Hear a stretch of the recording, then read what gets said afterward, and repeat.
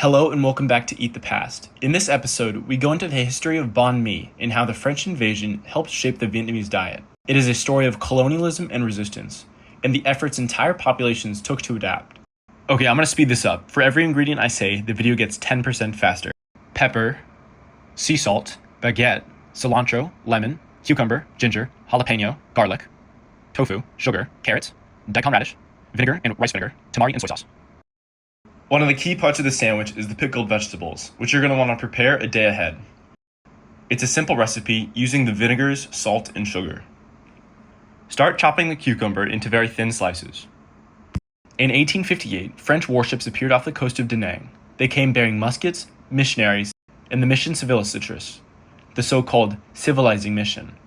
But what it really meant was control, economic exploitation, and the dismantling of local authority.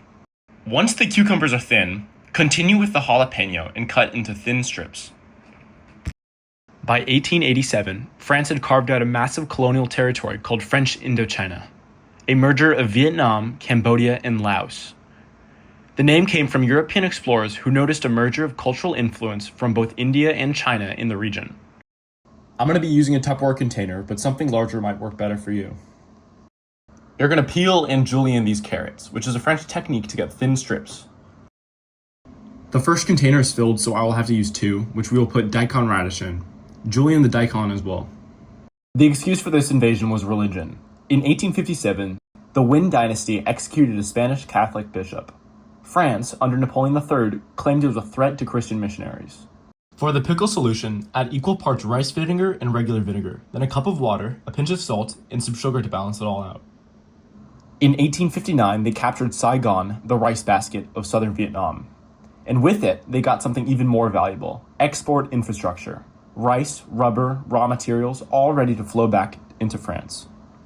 This was peak colonialism, which meant competing with other European nations for the most wealth and influence. Okay, one day has passed and the pickles are very pungent. For the tofu, I'm making a DIY tofu press with paper towel, a cloth, a plate, and something heavy, like a cast iron pan or a book. For the trick, lay the cloth on the plate and wrap the paper towel around the tofu. Rest the heavy pan on top and give it about 30 minutes. This way, your tofu will definitely become crispy when we fry it.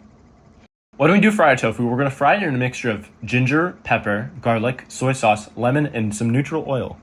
In those early years, the only Vietnamese who had tasted baguettes were cooks, housekeepers, or servants preparing French meals for their French masters. But like all empires, France had overreached, and in time, everything changed. During World War I and again in World War II, global shipping routes were disrupted and flour imports dropped.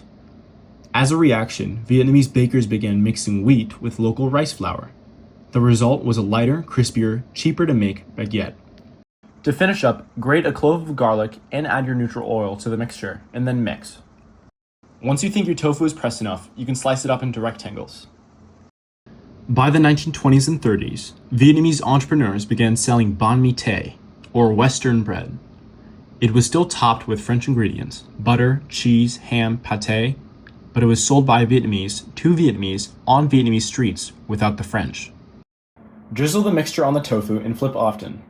While that's cooking, I'm going to make a custom spicy sauce with soy sauce, chili oil, and Cholula. The sauce is going to coat the baguette later. Also, make sure to baste the tofu every time you flip. In 1954, the French were forced to leave after the defeat at Dien Bien Phu. The empire in Asia was crumbling, but the baguette, that stuck around as it carved itself a niche in Vietnam. In came local fillings: grilled pork, coriander, chili, fish sauce, pickled vegetables. Even the pâté was reimagined, infused with Vietnamese spices, turned into something entirely new. This was a symbol of a new wave of culture in response to the French oppression. The final stretch of this preparation is just adding all the pickled ingredients to the sandwich. I also like garnishing with some cilantro to round it off. In the end, the sandwich turned out huge, and I can't wait to try it. The sandwich was overall pretty decent. The tofu was flavorful and spicy, but the baguette was a little tough. I'm sure an authentic one would have been much better, but I'll give my version a 7. Anyways, thanks for watching. Take care.